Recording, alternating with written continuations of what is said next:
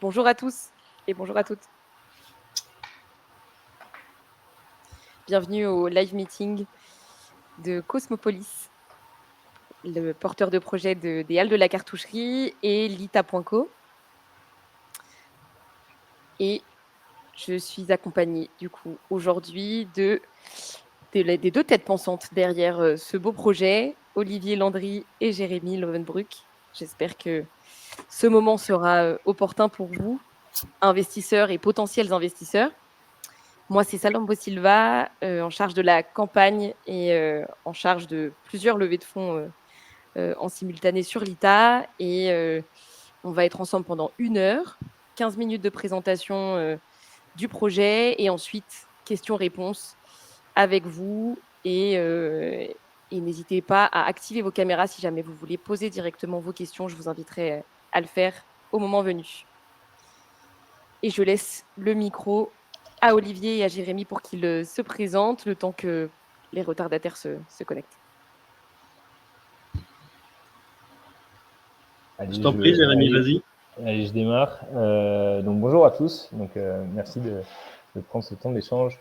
Donc moi je suis Jérémy Lovenbruck, je suis toulousain depuis une bonne vingtaine d'années. Et donc un des associés du projet, aujourd'hui coprésident de la SIC Cosmopolis, donc qui lève des fonds. Vous verrez qu'il y a plusieurs structures dans le projet. Et puis bah voilà, on aura l'occasion de se présenter un peu plus en avant en présentant le projet. Bonjour à toutes et tous. Moi, je m'appelle Landry Olivier. Je suis le directeur général de la SIC Cosmopolis. Les associés, le collectif d'associés s'est fondé il y a 6 ou 7 ans. Moi, je suis arrivé un peu plus récemment dans le projet, il y a 1 an. Et heureusement qu'on n'est pas que 2 cerveaux à travailler sur les halles de la cartoucherie. Autrement, je pense qu'il y a longtemps qu'on aurait explosé en vol. On est beaucoup plus aujourd'hui. La SIC, c'est renforcé d'une équipe de direction et opérationnelle d'un peu plus de 15 personnes, 17 personnes aujourd'hui. Et comme le disait Jérémy, il y a d'autres opérateurs qui sont autour de nous pour porter les volets sportifs, gastronomiques. Voilà. On n'est pas que 2 sur cet immense projet.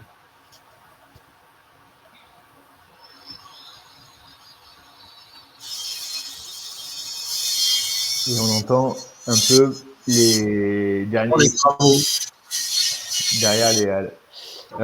Salombo, on en profite pour enchaîner. Ouais. Oui. On y va. Je ferai un focus sur la levée de fonds et les raisons pour investir juste après. Ok. Donc le principe à nous, enfin on est parti du principe qu'on faisait très rapide et qu'ensuite on discutait, on échangeait à partir de vos questions. Très vite peut-être pour la jeunesse du projet. En gros, il y a eu 3-4 phases parce que c'est un projet qui s'est lancé en 2016.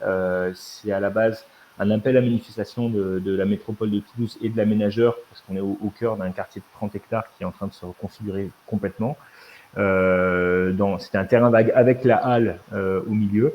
Avant, c'était une ancienne usine militaire centenaire qui appartenait à l'État. Et donc, on répond à cet appel d'offres. On est face à tous les plus grands investisseurs classiques de centres commerciaux et on gagne sur la base d'un projet de tiers-lieu. On est 5-6 associés venant de différents mondes, des exploitants, un spécialiste de la culture, un spécialiste de l'ESS, un spécialiste du sport, un spécialiste du tiers-lieu qui se réunissent pour faire projet ensemble. C'est une phase qui a duré jusqu'en 2018, j'ai envie de dire. Donc on gagne, on négocie avec la métropole, on signe un contrat de réservation. Et ensuite, on se retrouve il y a eu déjà plusieurs allers-retours, des départs de certains associés. On a failli, on reconfigure le projet. Au début, on devait faire une auberge jeunesse, finalement pas, etc. Et j'ai envie de dire la deuxième phase de 2018 à 2020, c'est une phase où le projet s'est stabilisé. On a commencé à travailler avec les architectes. Il y a des nouveaux acteurs qui sont rentrés dans le projet, notamment sur la dimension immobilière et financière, Belleville de Batou. On embarque la Caisse des dépôts en 2021, ça y est, on finalise le projet. Les banques sont là. Ça a été un combat, 4 ans sur le financement de l'immobilier et la définition du projet. Et en 2021, ce qui se joue aussi, c'est qu'à ce moment-là, on switch complètement et on s'oriente sur un projet ancré dans l'ESS, l'économie sociale et solidaire. Jusqu'à maintenant, c'était un projet un peu hybride, ambivalent, à la fois économique et à la fois impact. Donc en 2021, on démarre les travaux et on se lance à structurer les différents structures d'exploitation, Cosmopolis, Festa. Landry et son équipe arrivent il y a 1 an et voilà, maintenant on est à quelques jours même maintenant de l'ouverture. Alors je suis désolé, j'entends un petit bruit de fond, je ne sais pas si c'est comme moi. Si c'est comme moi, tout va bien. Enfin, je ne l'ai pas en tout cas. Donc tout va bien. Je pense que c'est le micro d'Olivier. Ah. Je l'entends aussi. Ah, d'accord. Bon, c'est l'ambiance chantier, c'est le climat chantier. Ouais, effectivement, on a quelques bruits parasites et on est à côté d'une baie. N'hésite pas à fermer le micro finalement peut-être quand tu. Après, je pense que c'est important. Ouais, donc je te laisse peut-être présenter plus ces activités à l'intérieur des halles et le fonctionnement. Allons-y. Alors, comme le disait Jérémy, c'est un projet qui a évolué avec le temps, qui arrive à maturation et qui va ouvrir dans 15 jours exactement. C'est pas un projet pour autant qui est figé, c'est-à-dire que c'est un projet qui va continuer à évoluer. Aujourd'hui, il se construit autour de 4 grands axes, la gastronomie, le sport, la culture et le travail, en essayant d'appréhender chacune de ces activités en faisant un pas de côté, voilà, en essayant de construire chacun de ces projets, en ayant une attention particulière au moment qu'on traverse, au moment de bascule dans lequel on est, à la fois pour adresser les questions de transition environnementale et de transition sociale.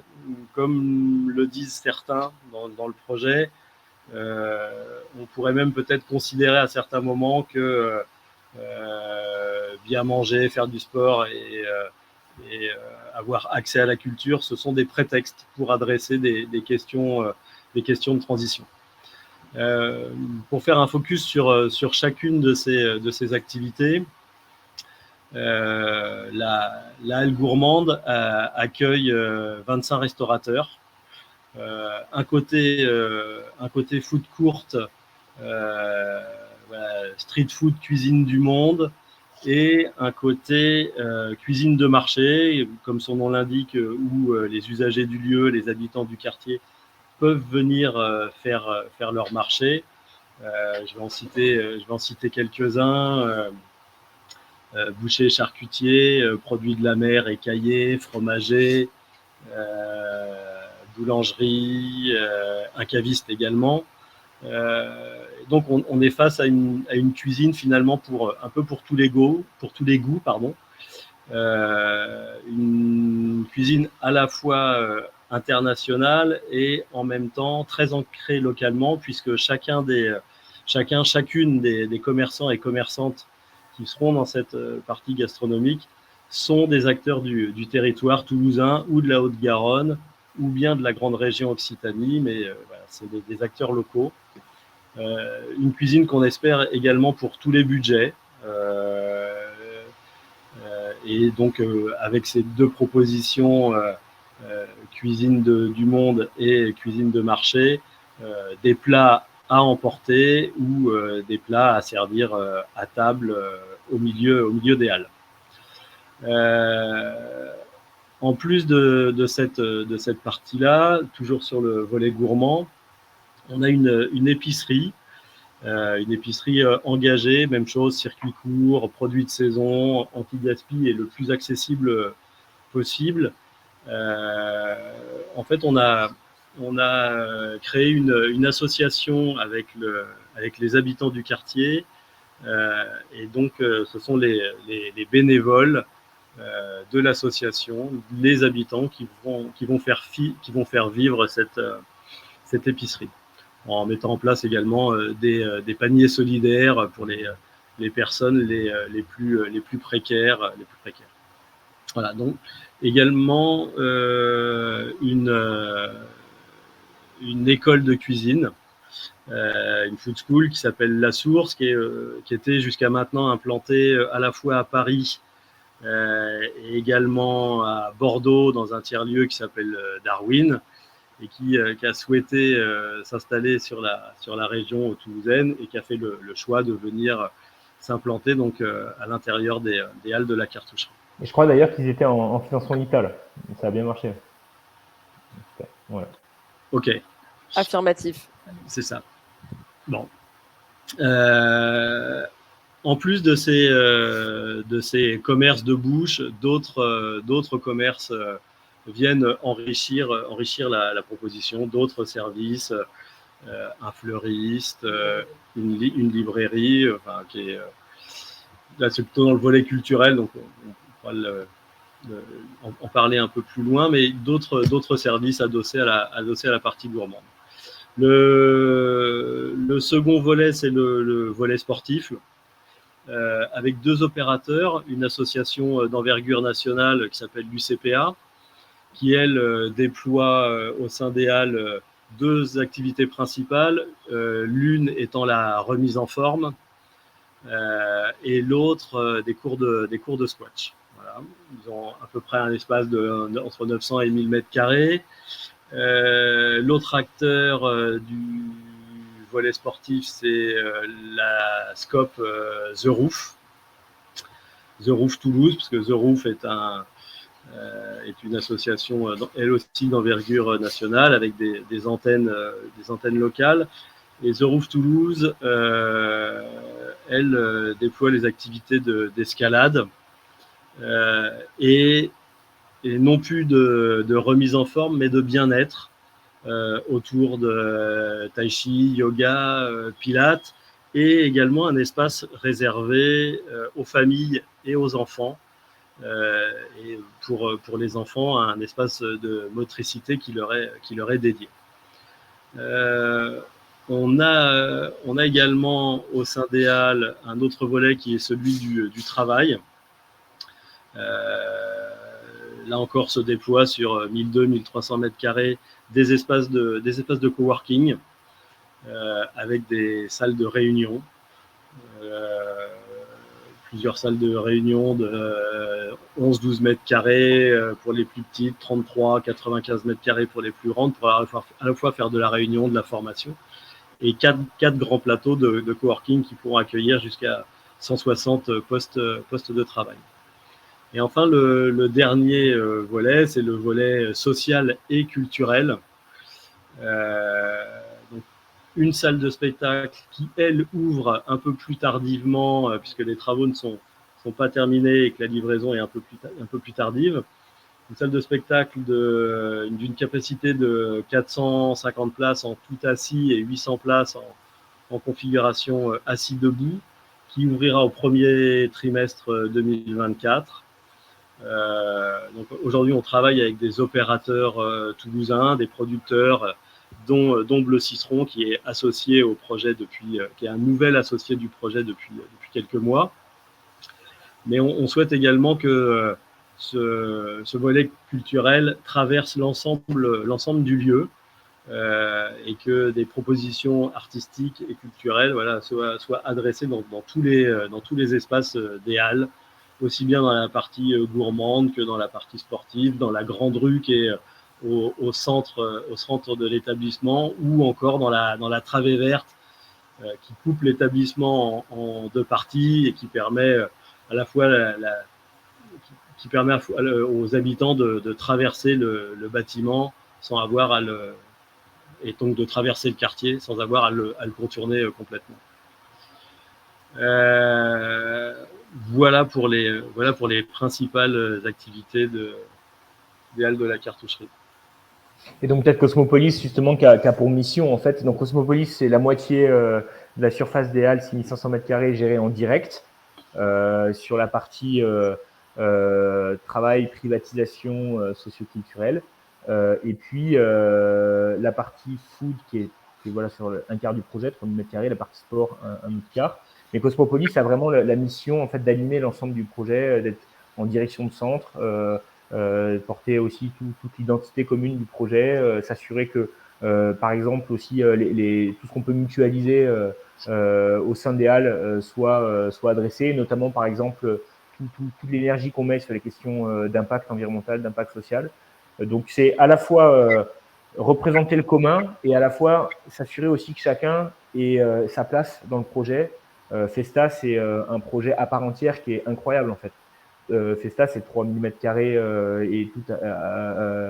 Landry a présenté le projet dans ses activités. Mais en vrai, au fond, c'est une SIC qui se développe, qui a avec la partie bar une 60aine de salariés, qui va tout consolider, faire 20 millions d'euros de chiffre d'affaires, qui va payer 60% du loyer dans les halles. Donc c'est un projet qui existe et qui est très fort et qui demain a pour mission d'apporter des services à un ensemble d'artisans, de commerçants, des métiers du secteur du food and beverage, mais c'est surtout participer à la transition alimentaire d'un territoire en fait occitan. Donc c'est un projet qui existe à l'intérieur des halles et Cosmopolis doit accompagner ce projet et en même temps le soutenir et en même temps conserver un esprit commun entre l'ensemble des activités. C'est un vrai sujet. Je pense qu'on peut aussi évoquer la partie conciergerie. La conciergerie, c'est aussi un projet à part entière. Une 30aine de salariés qui travaillent, qui est une entreprise insérante. C'est pas une entreprise d'insertion. On l'a volontairement fait construire comme ça. C'est justement pour essayer d'aller dans les failles un peu de toute l'insertion par l'activité économique et de proposer des choses un peu complémentaires, bien sûr en lien avec tous les acteurs. Mais les questions d'emploi, c'est probablement le sujet d'impact numéro 1 au cœur des halles, pas que le nombre d'emplois, mais surtout la qualité des emplois et la façon dont on laisse à chacun une place dans le projet et on accompagne les gens pour qu'ils l'apprennent. Et ça, c'est aussi un projet à part entière, en fait. Voilà. Et donc, aujourd'hui, vous avez des halles de la cartoucherie avec Cosmopolis en tête de pont, une SIC Festa à côté, une SIC conciergerie à Bernard de l'autre côté, et puis peut-être un chapeau. Je sais, on pourra en parler si vous voulez, mais un chapeau immobilier. L'immobilier, c'est un outil. C'est qu'un outil. Voilà, pour arriver à faire en sorte que ces projets-là se développent, dont on vient de parler. Mais c'est un outil financier qui est important, c'est un outil financier, c'est un outil qui a travaillé pendant 7 ans, qui rassemble des opérateurs comme Belleville, comme Devatou. D'ailleurs, Belleville, c'est aujourd'hui un des plus gros projets de Belleville et c'est aussi parce que c'est une partie de l'histoire de Belleville, ce projet des halles de la cartoucherie, donc c'est pas négligeable cette dimension immobilière, mais elle est au service des acteurs opérateurs du lieu. Donc voilà, dans un premier temps, on n'en parle pas trop, mais il y a un alignement total. Voilà. Et peut-être qu'il y a un dernier niveau qu'on n'a pas parlé, voilà, le niveau immobilier, le niveau des opérateurs clés mobilisés par Cosmopolis. Et puis, il y a tous les habitants sous-locataires des halles qui vont venir soit en permanence dans les halles, soit ponctuellement. Donc, on peut parler des commerçants dans le food court. On peut parler, Landry a évoqué la librairie, mais c'est aussi l'ensemble des coworkers, des structures qui vont venir. Ça va être une association qui, par exemple, travaille sur des cours de danse, Breaking School, qui est incroyable. Vous allez avoir tout un tas d'acteurs associatifs locaux qui se regroupent sur un lieu qu'on appelle le Forum pour en faire un nouveau, voilà, une sorte de maison pour tous, avec un centre social, avec des MJC. Et d'ailleurs, on était hier avec Landry, avec la CAF, qui sont hyper intéressés justement par accompagner ces innovations sociales. Voilà. Donc on a vraiment voilà, ces différents étages. Et Cosmopolis, c'est un peu la clé de voûte qui organise tout ça.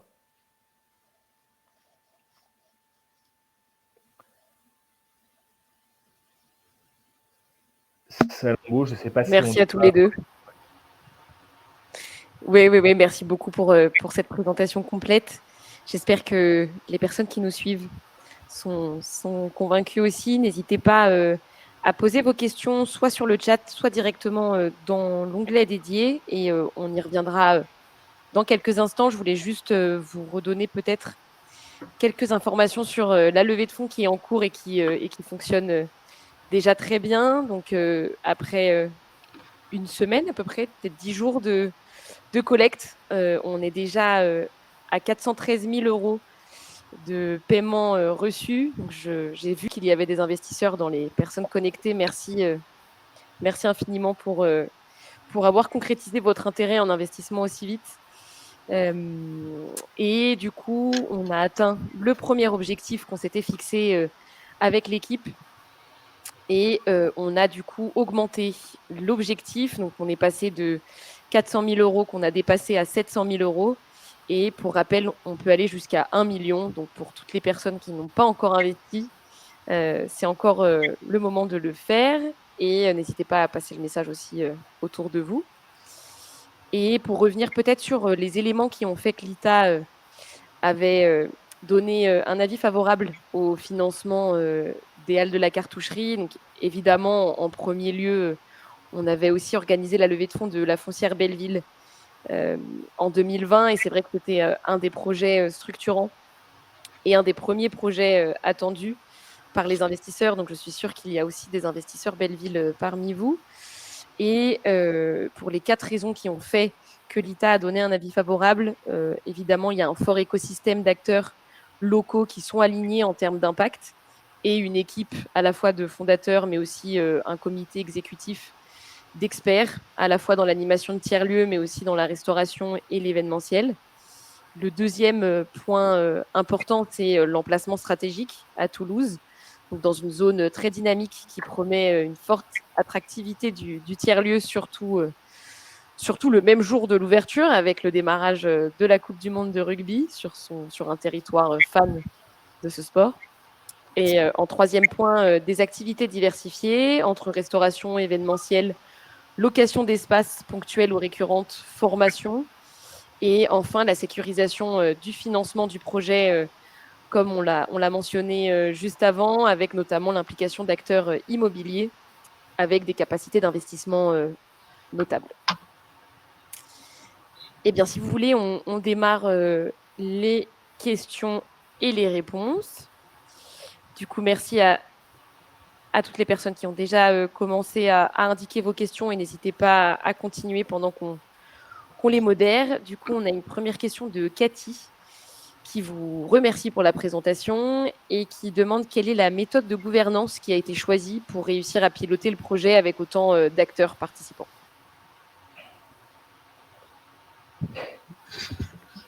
Vaste première question.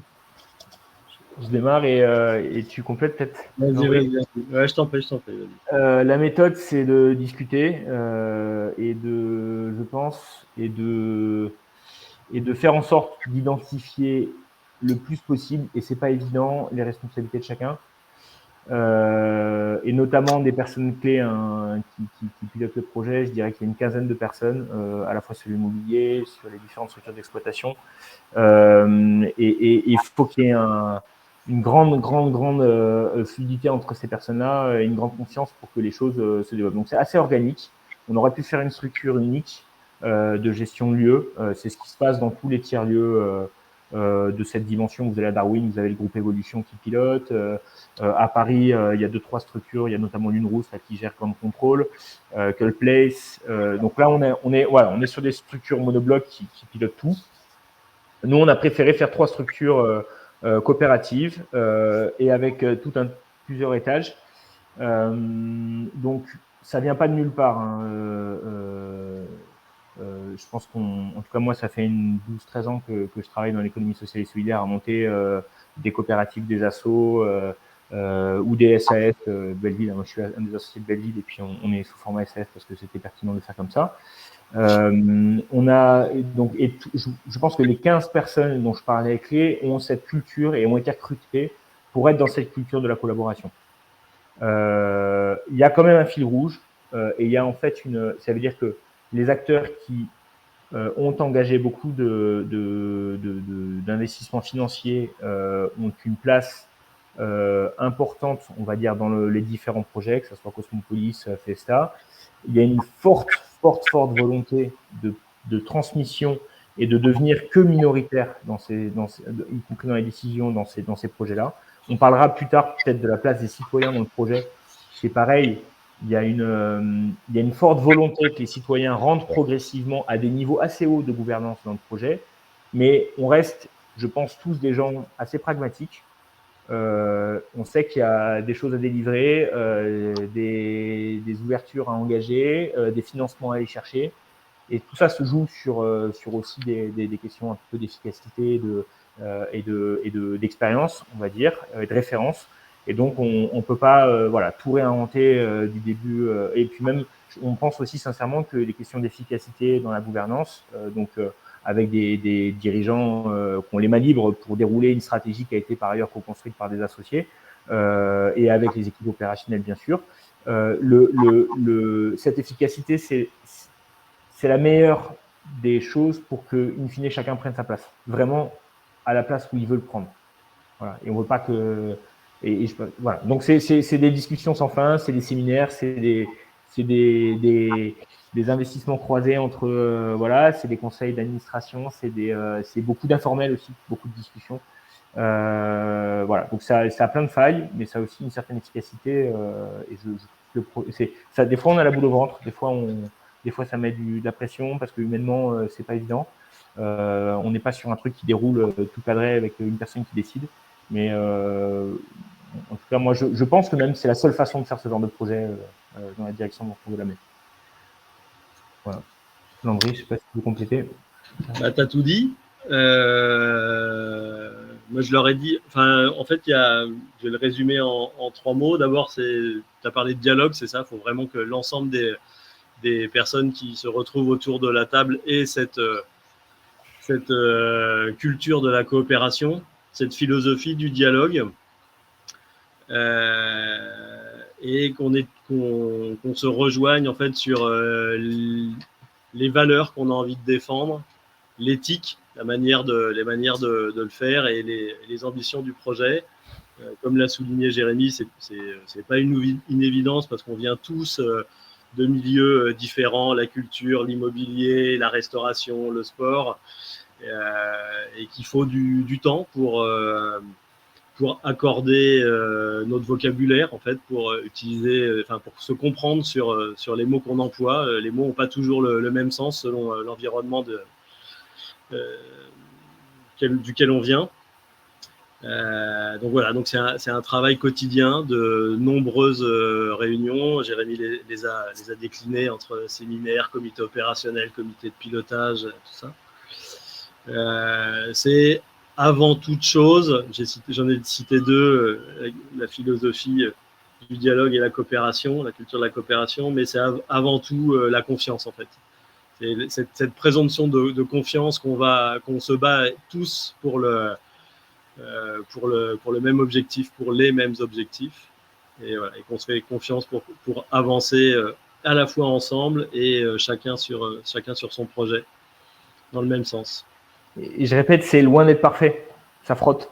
Voilà, donc c'est un chemin, voilà. Mais en tout cas, c'est le chemin qu'on a pris et je pense que ça peut se faire aussi dans un cadre qui est sécurisé financièrement. Donc aujourd'hui, on n'a pas de, enfin, vous imaginez, on a pu faire des 25 millions de plans d'affaires, d'études de marché, de tout ce que vous voulez. La réalité des choses, on la saura dans 2 semaines.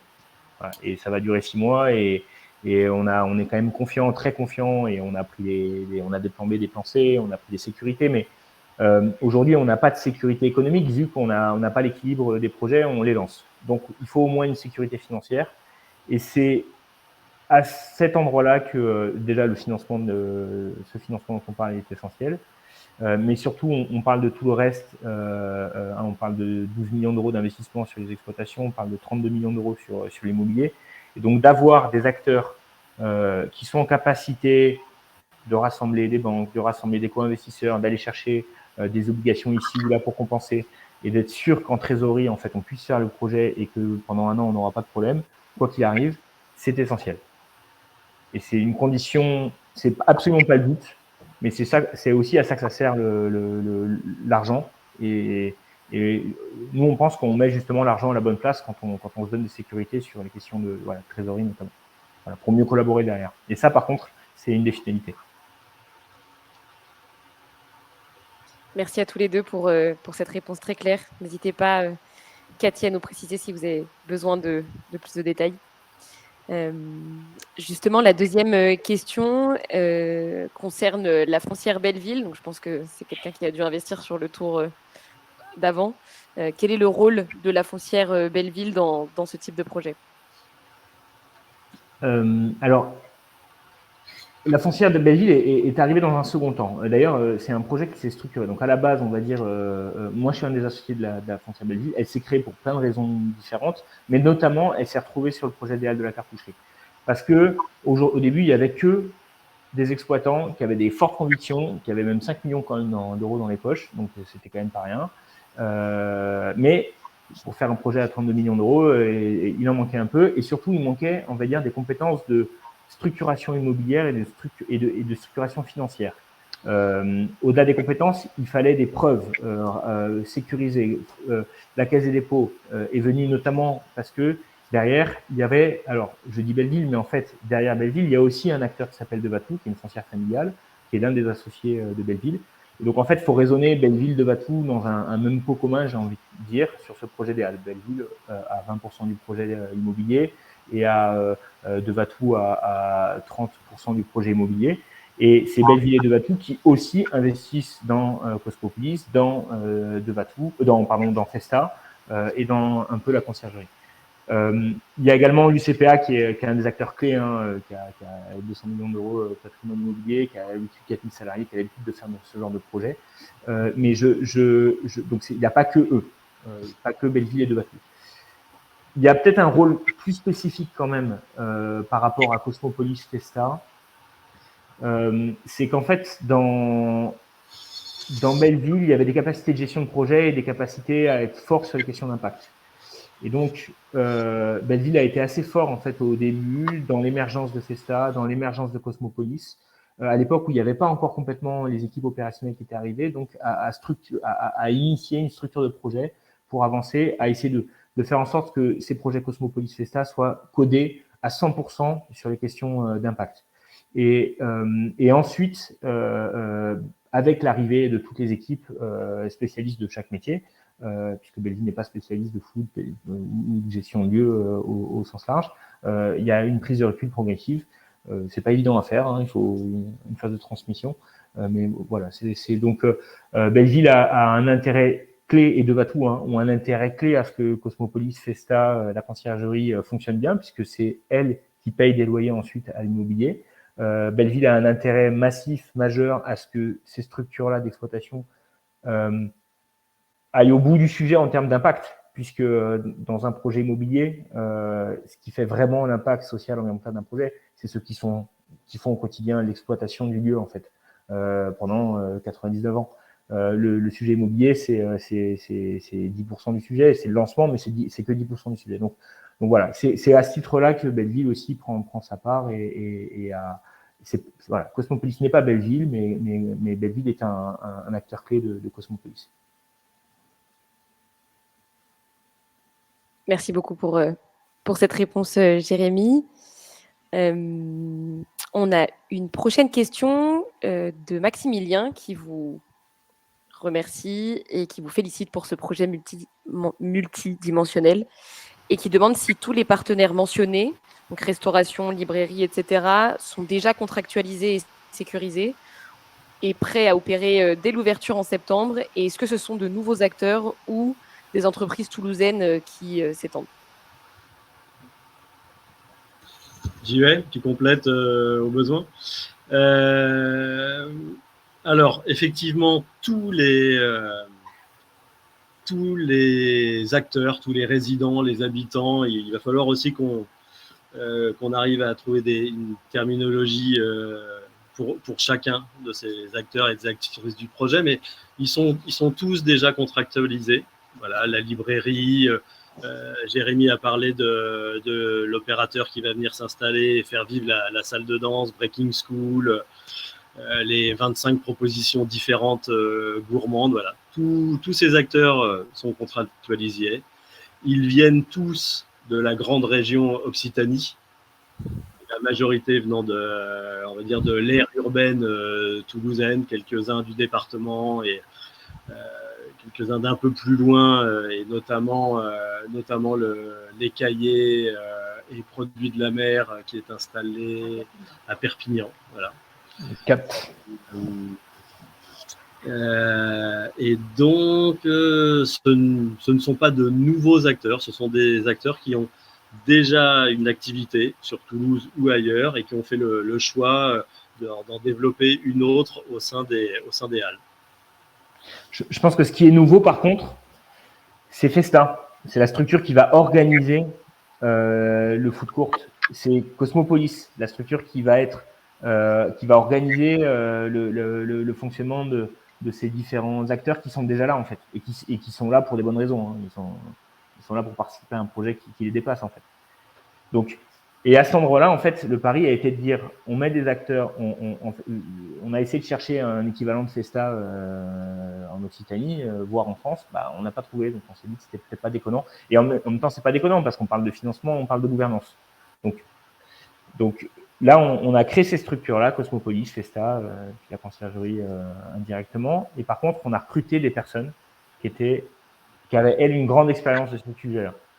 Landry et toute son équipe, ça serait peut-être intéressant d'ailleurs que tu parles un peu de vos parcours collectifs, mais donc en fait on a quand même certaines structures sont nouvelles, mais il y a une grosse expérience cumulée quand même. Je sais pas, Landry, si tu peux peut-être détailler un peu quand même. Tu veux dire sur le collectivement Cosmo, tu vois, d'où les 6-7 personnes qui dirigent chaque pôle, peut-être comme origine. Enfin. Oui, bien sûr. En fait, au sein de Cosmo, on a un comité de pilotage qui rassemble chaque directeur ou directrice de pôle. On a le pôle culturel qui est dirigé par Bertrand Cosset, qui est quelqu'un qui a entre 15 et 20 ans d'expérience dans le domaine de la programmation, de la direction de projets culturels, de production. Et il a longtemps travaillé au Canada et depuis quelques années, il était revenu sur le territoire toulousain, était directeur de production au Métronome. Le pôle administratif et financier est piloté par Betty Toustou. Elle aussi a un peu plus d'une vingtaine d'années d'expérience en production, programmation culturelle, et c'est l'ancienne directrice administrative et financière de la halle de la Machine. Et elle a été également administratrice de la compagnie La Machine à Nantes. Marion Kirtava, elle, est directrice du pôle communication, un petit peu plus jeune, entre 12 et 15 ans d'expérience en relations presse dans le secteur de la médiation culturelle, d'abord sur Toulouse, sur des festivals toulousains, Toulouse les Orgues, le Chœur de Chambre, et elle a également travaillé au sein de la halle de la Machine au pôle communication. Emeline Pless, qui est une directrice du pôle technique, elle qui a 18 ans d'expérience, il me semble, et qui vient plutôt du secteur de l'immobilier, et qui a travaillé dans des grands groupes, Nexity, Action Logement, ce type d'entreprise. Et le dernier pôle, qui est le pôle du développement, qui regroupe toutes les activités de privatisation et de coworking, qui est piloté par quelqu'un qui s'appelle Pierrick Bardet, une douzaine d'années d'expérience lui aussi en développement, marketing, partenariat, dans deux secteurs, le secteur culturel et le secteur sportif, puisqu'il a travaillé, il a été responsable du développement pour la Fédération française de rugby. Voilà pour les pilotes côté Cosmopolis. Et toi-même qui dirigeais la halle de la Machine ça fait un peu plus de 20 ans que je travaille dans le secteur culturel, dans des maisons de la culture de l'ère Malraux, donc des vieilles cathédrales et des zéniths. Et mon précédent poste, avant de rejoindre le projet des halles, c'était la halle de la Machine à Toulouse. Voilà. Qui sont, pour les non-toulousains, voilà, des établissements culturels, le Métronome, de la Machine, c'est clé à Toulouse. Ouais. Et puis bon, on n'a pas parlé des associés aussi, notamment Gilles Jumer qui a monté Bleu Citron il y a 25 ans, qui est un grand producteur de spectacles et qui est un des associés et initiateurs du projet. Donc, et c'est pour ça qu'il y a une salle. Ouais. Donc, alors, et peut-être c'est un petit point entre guillemets de faiblesse sur les habitants des Halles quand même. Tout n'est pas rose, mais on a le coworking qui est en cours de commercialisation. On faisait le point il n'y a pas longtemps. En gros, on a dealé pendant longtemps. Ça a duré un an et demi avec Action Logement pour voir si c'était pertinent en fait de réserver, d'initier un format innovant de coworking qu'on appelle le corpo working. On a eu les réponses en juillet même, en pleine vacances, donc sur du partenariat. Donc il y a que maintenant qu'on est capable de commercialiser toute la partie corpo working, c'est 80 postes. Donc là, on rencontre Airbus, AK Technologies, Capgemini, qui vont peut-être prendre des postes détachés. Et puis il y a une partie, un volet dans le coworking qui est complet à 80%, j'ai envie de dire, sur le reste du coworking, où là on est sur un espace qui est aussi dont la carte du grand coworking est réservée à des acteurs engagés dans l'ESS. Et là aussi c'est une subvention et un partenariat qu'on a engagé avec la métropole qui s'est contractualisé très tard. Donc on prend le temps, on prend le risque en fait de dealer des partenariats forts avec des acteurs structurants et notamment des collectivités. On est en train de discuter avec la région sur un financement européen assez important, la CAF notamment, d'autres acteurs, voilà. Donc ça insécurise le projet, mais encore une fois, comme on pense qu'il faut raisonner très très long terme sur ce projet-là. Donc voilà, on a aussi quelques espaces qui sont encore en friche, j'ai envie de dire, dans les Halles. On le fait exprès, notamment des mezzanines. Voilà, si on fiche tout dès le début, ça marche pas. Merci à tous les deux pour vos réponses. Justement, sur la structure Cosmopolis, on a une question de Vincent qui demande comment se passe l'activité de Cosmopolis à Nantes et est-ce que c'est bien la même structure que celle de Nantes? Absolument pas. Alors, C'est absolument pas la même structure. Alors, c'est peut-être en lien avec peut-être la compagnie La Machine, peut-être qui est elle à Nantes pour le coup. Mais en fait, Cosmopolis a été créé en janvier 2023. Février 2023. Voilà. Donc, il n'y a pas de lien avec une autre structure qui s'appellerait Cosmopolis à Nantes. Autre question de Martin, qui vous remercie également et qui espère que vous avez passé un bel été, ou vous passez toujours un bel été. Toujours. Et qui vous demande quels sont les principaux axes stratégiques pour assurer la réussite du projet.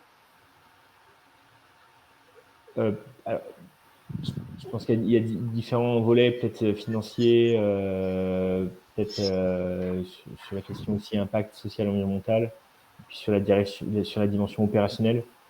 Je m'embarque sur les deux premières dimensions, Landry. Je t'en prie. Sur la dimension financière, donc on a en gros le Cosmopolis, il y a vraiment des domaines d'activité stratégique, on va dire clés, qui sont la privatisation, le coworking. En gros, on a des espaces. Un jour, on les met à disposition d'entreprises qui ont des capacités à payer fort, et l'autre jour, on les met à disposition d'associations qui n'ont pas de capacité. Et quand on arrive à aller chercher des subventions, on est capable de, en gros, faire payer les collectivités pour la mise à disposition d'espaces pour les assos. Donc, il y a à la fois privatiser, commercialiser le coworking, à la fois aller chercher des subventions, mais on ne va pas chercher des subventions pour les subventions. Nous, on pense qu'on est au cœur d'un lieu qui peut participer à des politiques publiques, et donc on veut co-construire le fonctionnement du lieu avec les différentes collectivités, entre autres. C'est à ce titre-là qu'on va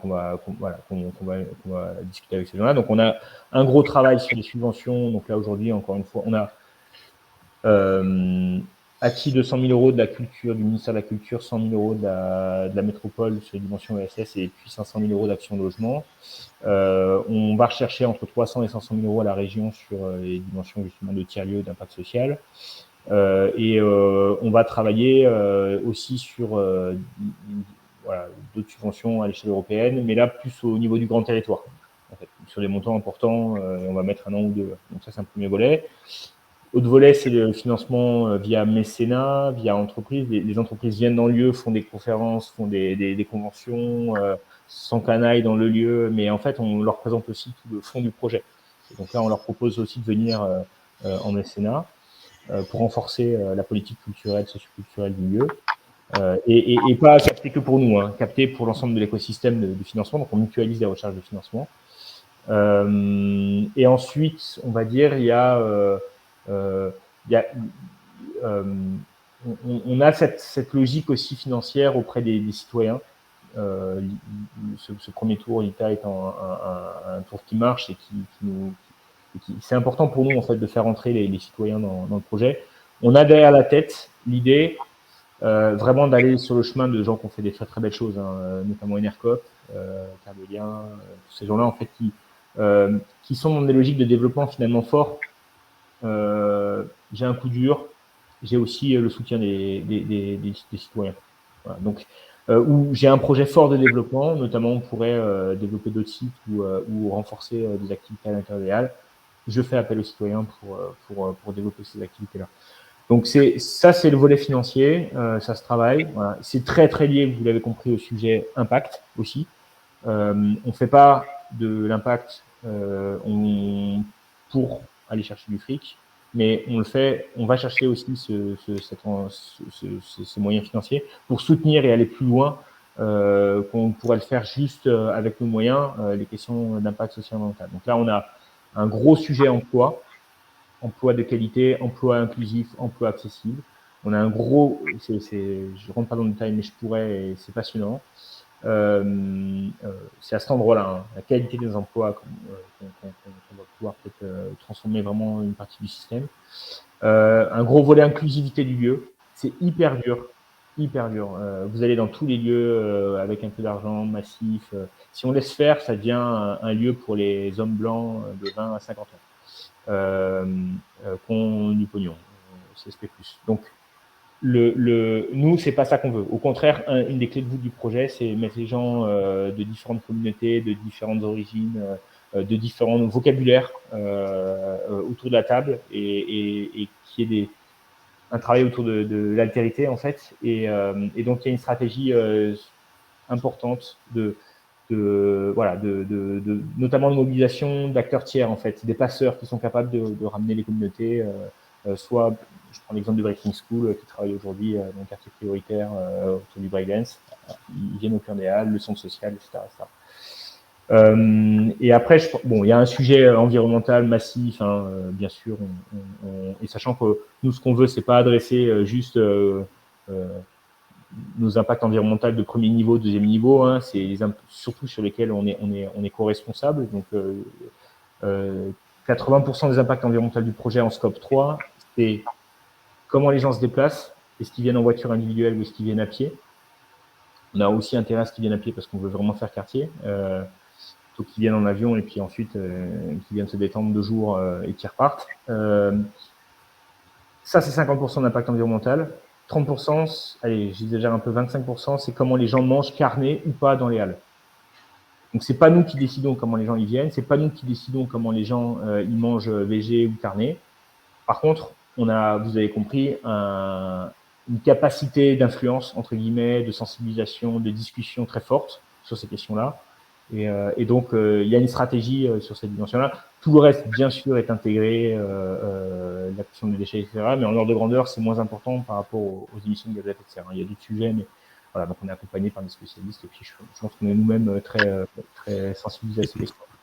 Voilà, ça c'était. Alors, il y a d'autres sujets d'impact. On essaye le sujet de la coopération, vous l'avez compris, étant le nerf de la guerre, le nœud du système, et voilà, faire coopérer des mondes différents. J'ai évoqué le sujet financier, j'ai évoqué le sujet impact. Maintenant, peut-être Landry, je te laisse peut-être sur la dimension plus. Ouais, j'ai complété rapidement parce qu'il est ça avance. En fait, cette question, elle est très à propos. On a fait un séminaire la semaine dernière avec tous les exploitants et en présence aussi des associés qui ont pensé et fondé ce projet depuis 6 ou 7 ans. On s'est mis au vert pour réfléchir à tout un tas de sujets et notamment celui-ci. sujet de la réussite des halles. Pour nous, qu'est-ce qu'il faudrait pour que les halles fonctionnent bien? Donc il y a forcément le principe de réalité économique dont Jérémy vient de parler, une économie de projet saine et équitable. Un lieu vivant qui soit adapté et adopté par toutes et tous, aussi bien les habitants du quartier que plus largement les Toulousains et au-delà, mais aussi les touristes qui viennent à Toulouse l'été, voilà, que ça devienne un lieu de destination. Donc au cœur de ça, il y a la satisfaction des usagers du lieu, que chacun des résidents ou des habitants se sente chez lui dans les halles, que le quartier aussi autour de nous soit à l'aise avec ce qu'on y fait et ce qu'on propose, et que inversement les halles soient à l'aise avec le quartier, que ce lieu devienne vraiment un lieu de vie, un lieu de rencontre. Que les gens soient heureux d'y venir, forcément, que ce soit une place qui soit safe, je le dis avec un mot anglais, mais où chacun trouve sa place. Jérémy l'a évoqué. Un lieu fréquenté, forcément, on n'a pas parlé d'objectifs chiffrés, mais pour que le lieu fonctionne, on s'est dit qu'il faudrait qu'il y ait entre 750 000 et 1 million de personnes qui le fréquentent chaque année, et qui soit représentatif à la fois de l'identité du quartier, l'identité toulousaine, occitane, mais aussi qu'on soit à l'image de la population, pour que tout le monde se sente invité à passer les portes et rentre dans le lieu. Ça, c'est un vœu pieux. Il va falloir qu'on mette beaucoup de choses en place pour que certaines communautés se sentent invitées et que le lieu devienne inclusif. Mais en tout cas, on va tout faire pour y arriver. Le second point, c'est les équipes. En fait, on a évoqué le nombre de personnes qui travaillaient au sein des halles. On est beaucoup. On a très envie que les équipes soient unies. Il n'y a que comme ça que ça fonctionnera. C'est les salariés des différentes structures qui vont porter le projet à bout de bras et sur leurs épaules. Et à la fois, non seulement qu'elles soient unies, mais aussi qu'elles soient épanouies. Donc la satisfaction des équipes, elle est essentielle à la réussite du projet. Qu'on trouve une forme d'apaisement aussi dans ce projet, parce que c'est un projet qui se construit sur le temps long. Donc c'est à la fois un marathon et avec des fois des grosses accélérations. On se fait bouger par le projet beaucoup. Donc il y a un moment, il va falloir qu'on soit apaisé, qu'il y ait une qualité dans nos relations, de la relation entre toutes et tous, et avec toutes les parties prenantes du projet, qu'elles soient à l'intérieur ou à l'extérieur, les relations avec les collectivités territoriales, avec les partenaires, enfin tout ce qui va avoir, tout ce qu'il y a à construire avec eux, qu'on ait un sentiment d'unité dans ce lieu, qu'on soit exemplaire, même si on sait qu'on a encore du chemin. On va pas vendre notre exemplarité aujourd'hui en termes de transition sociale ou environnementale, mais en tout cas il y a des objectifs et il va falloir qu'on les atteigne progressivement. Voilà. Et le troisième volet, au-delà du volet économique, c'est le terrain d'expérimentation. Pour contribuer à faire les choses de manière différente. En fait, on voit depuis une cinquantaine d'années des projets en silo éclore, où d'un côté il y a la culture, de l'autre côté il y a le sport, de l'autre côté il y a le monde du travail. Tout ça est très séparé. Aujourd'hui, au sein des halles, on regroupe toutes ces activités, on hybride, on expérimente. Et on s'accorde le droit à l'erreur, on s'accorde aussi un peu de temps devant nous pour tester des choses, pour tenter des choses.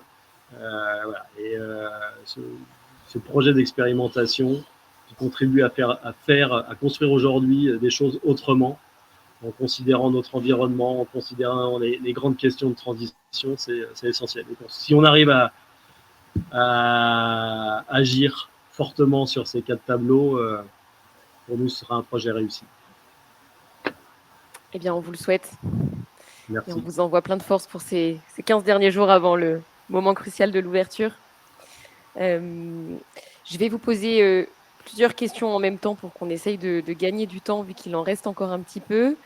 On a Martin qui a posé une seconde question et qui vous demande comment vous voyez la place du sport dans votre modèle. Est-ce que vous le considérez comme une pierre angulaire et différenciante par rapport à d'autres modèles de tiers-lieux comme Darwin, par exemple? Et Nelly, qui mentionnait dans le chat qu'elle avait ses grands-parents, je crois, qui travaillaient sur le lieu historique des Halles de la Cartoucherie, qui demande est-ce que vous allez dédier une partie de l'espace avec un rappel historique, comme un musée, et est-ce que vous pouvez en dire plus sur l'activité de conciergerie?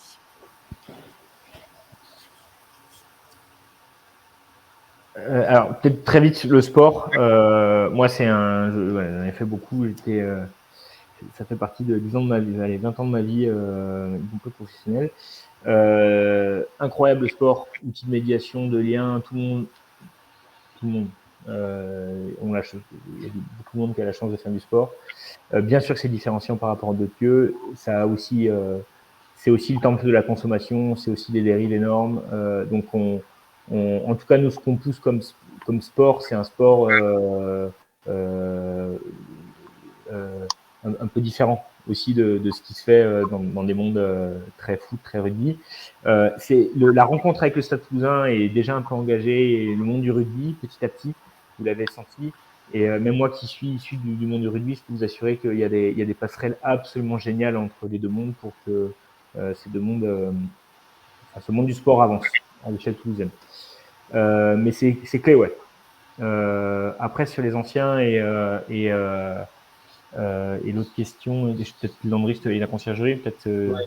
je te laisse répondre. Ouais. Alors, sur les anciens, effectivement, il y a une association qui s'appelle l'Association des anciens cartouchiers. On les rencontre, ça fait longtemps qu'on les rencontre. D'abord, c'était avec des relations qu'il y a eu avec les associés du projet, et puis aujourd'hui avec les équipes. On est en train de construire un parcours pédagogique au sein des Halles, et on l'espère pouvoir l'étendre au-delà dans le quartier de la cartoucherie, pour faire un rappel de l'histoire du quartier. Et au sein des Halles, on a une surface. Alors, c'est pas un musée, hein, voilà, on ne souhaite pas d'un truc figé, mais on va essayer de faire évoluer les choses petit à petit. Il y aura plein de choses à raconter, parce que le fonds documentaire qu'ils ont aujourd'hui à leur disposition est énorme. Le premier geste qu'on va faire, c'est au-dessus des cours de squash. On a des panneaux, on a combien, Marion, 4 panneaux de combien de mètres carrés? On a 4 panneaux, c'est peut-être une centaine de mètres carrés, même peut-être un peu plus, sur lesquels il y a un montage photo qui est réalisé sur la vie de la cartoucherie depuis le début du XXe siècle. Voilà, donc ça, c'est le premier geste. Et ensuite, on va essayer de développer un parcours pédagogique un peu plus dans les Halles et aussi en dehors dans le quartier. Et puis, il y a la conciergerie, hyper clé dans le projet. Peut-être Landry, ouais. Alors, tout à l'heure, tu l'as évoqué en parlant du projet Insérant. Si on veut être un peu plus pragmatique, alors c'est un volet essentiel, hein, mais en termes d'activité, la conciergerie vient en fait faciliter le travail de tous les exploitants et habitants du lieu, en portant les missions d'accueil, les missions de brigade. Alors la brigade, c'est débarrassage des tables, gestion des déchets et tri des déchets, plonge, mais également et ils endossent le rôle d'agent de sécurité incendie. C'est eux qui assurent la sécurité incendie du lieu. Toutes les opérations également de manutention, soit manuelle, soit mécanisée, pour les événements culturels ou privatifs. Qu'est-ce qu'il y a d'autre? C'est déjà pas mal. Lorsque la salle de spectacle sera ouverte, c'est eux qui s'occuperont aussi un peu de la billetterie, voilà, histoire de diversifier un peu leurs activités. Jérémy, tu vois d'autres... Non, mais il y a l'accueil, il y a peut-être... Ouais. Mais en fait, justement, c'est un outil, c'est pareil. Il y a une attention forte, là, pendant 2 mois, ils sont tous partis en formation sur une dizaine de thématiques, notamment le travail en collaboration, l'inclusivité du lieu, la sécurité incendie. Il y a certaines personnes qui passent des diplômes, et c'est que des personnes qui sont sur des parcours pas forcément éligibles IAE, mais justement dans les trous, avec un gros soutien. En fait, c'est la prolongement du travail qu'on a fait avec Toulouse Métropole Emploi sur le chantier. Et puis, il y a aussi des nouveaux partenariats. Celle qui dirige cette structure, qui est une SIC aussi, c'est Aurore Front, qui a été fondatrice de la Glanerie, qui est une ressourcerie entreprise d'insertion qui est clé à Toulouse, pour ceux qui connaissent.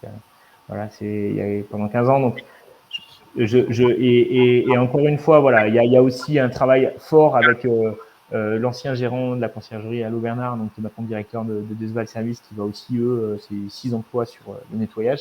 Donc vous voyez, on tisse avec le quartier. La conciergerie a pour vocation aussi de déborder des halles. Elle est aussi déjà concierge dans certains immeubles à proximité des halles. Faut pas se leurrer, 1 million de personnes sur site, ça va aussi créer des nuisances. On en discute, il n'y a pas de tabou, on adresse les sujets, ça frotte. Il y a certains sujets où peut-être on sera en contentieux avec le voisinage, c'est normal. Et la conciergerie, en tout cas, est un des éléments aussi pour faciliter ce dialogue et rendre service à l'ensemble du quartier. Merci beaucoup pour ces éléments. Pour finir, on va terminer sur les questions qui concernent la levée de fonds, si ça vous va. On a une question de Kevin qui précise qu'il n'a jamais investi sur ce type de projet, donc j'imagine que c'est via des titres participatifs, et qui demande quelles sont les conditions de remboursement des TP à 7 ans, quels seront les indicateurs analysés par les associés au moment de prendre cette décision. Peut-être pour répondre à cette question, on peut rappeler tout simplement quelles sont les conditions d'investissement pour que ce soit bien clair pour tout le monde. Donc ici, vous investissez dans Cosmopolis, qui est une coopérative. Donc ce qui est proposé en termes de produits financiers, ce sont des titres participatifs qui sont composés d'une rémunération avec une partie fixe et une partie variable. Donc la partie fixe, elle a été définie à 6%. Et s'ajouteront à ces 6% chaque année une partie variable qui sera définie en fonction de l'atteinte d'objectifs. Et donc là, l'objectif à atteindre, ce sera un niveau de résultat net. Tout est précisé dans le dossier d'investissement et dans le contrat d'émission que je vous invite à consulter si ce n'est pas déjà fait. Donc la durée de l'investissement, c'est 7 ans. Et effectivement, la particularité des TP, contrairement aux obligations, si vous êtes habitué à ce type d'investissement, c'est que le remboursement du capital à 7 ans se fait à l'initiative de l'émetteur. Il n'y a pas d'obligation de remboursement comme via des obligations classiques. Mais pour vous rassurer, tous les TP qu'on a réalisés sur l'ITA ont été remboursés en temps et en heure aux 7 ans. Il n'y a pas eu de débordement. Mais si jamais l'émetteur ne paye pas au bout de 7 ans, il y a des taux de retard qui sont appliqués. Et qui pousse justement en fait l'investisseur à rembourser, parce que même j'ai presque vous dire, il vaut mieux, faut se rendre compte qu'à 7 ans on aura remboursé nos prêts bancaires en fait. Donc on aura même si on n'a pas le cash, on a tout intérêt à refinancer le projet tranquillement, puisqu'on aura plus c'est 350 000 de remboursement, hein, c'est 2,2 millions de banque sur 7 ans, vous faites le calcul, 2,3 millions. Donc en fait, le plan de financement, là-dessus, normalement, il tourne. On a des plans B, des plans C. On aura complètement intérêt à rembourser. On est sur du 6 plus 1 plus 1, 6 plus 2 si ça marche bien, avec un point de pénalité par an de retard. Ça fait cher le fonds propre, donc on aura des solutions beaucoup moins chères par ailleurs. Voilà. Le TP, c'est un outil génial. Il faut se rendre compte que nous, pourquoi il n'y a pas assez de SIC à ces niveaux de projet? C'est parce que les prêteurs et les investisseurs sont pas présents en fait, parce qu'ils ont peur du TP, parce qu'ils comprennent pas, ils savent pas ce que c'est. Mais en fait, un titre participatif, c'est un outil qui est absolument génial, qu'on peut travailler dans tous les sens. Et d'ailleurs, c'est aussi pour faire avancer le sujet qu'on a beaucoup travaillé avec l'ITA, discuté. On aimerait qu'il y ait beaucoup plus de projets en fait qui arrivent à bien se financer en coopérative, en SIC, via notamment des TP, puisque le capital est pas valorisable. Et pour qu'ensuite derrière cette forme de statut qui nous Belleville, on a bien sûr réfléchi à créer Belleville en SIC au lancement. Impossible à cause du système financier actuel. J'espère bien que dans quelques mois, années, on basculera. Merci pour ce complément. J'espère que c'est plus clair pour vous. Et on a une dernière question de Maximilien qui demandait qu'allez-vous pouvoir financer en plus avec l'augmentation de l'objectif de 400 à 700K? Et j'espère plus.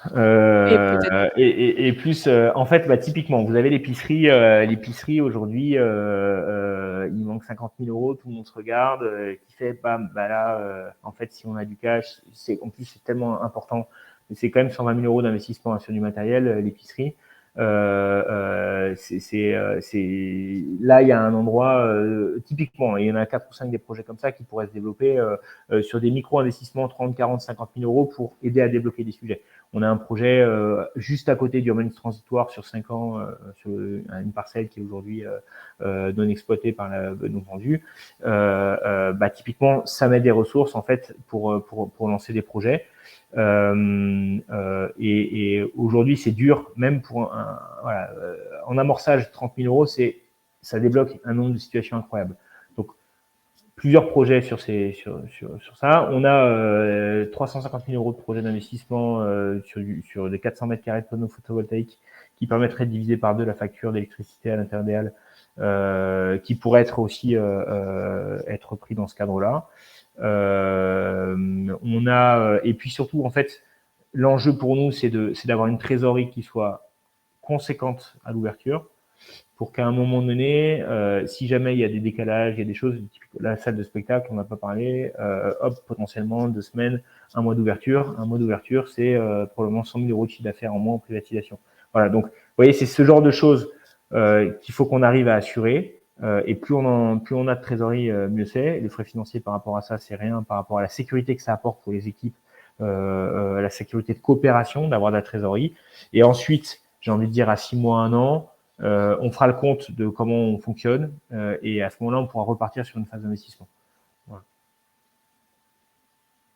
Dans des projets qui ont du sens, bien sûr. Et ils sont sans fin. Voilà. Donc maintenant, cap sur les 700 000 et on espère le million plus tard. Ouais. Super. Et dernière question, est-ce que les personnes qui nous suivent et les investisseurs sont invités à l'ouverture le 6 septembre? Alors, ce financement, c'est un des moyens de connecter avec les citoyens. Pour nous, il y en a une dizaine d'autres et j'espère que dans 10 ans, ce projet sera vraiment un commun avec notamment des citoyens dans ce commun en gouvernance. Donc il y a plein de phases. Donc il faut d'abord, il y a ce financement qui est la première phase. La deuxième phase, c'est une rencontre physique, amicale, bien sûr. Le 6 septembre, il y a une belle inauguration qui va regrouper beaucoup de gens. Donc tous les investisseurs seront bien évidemment invités à cette inauguration.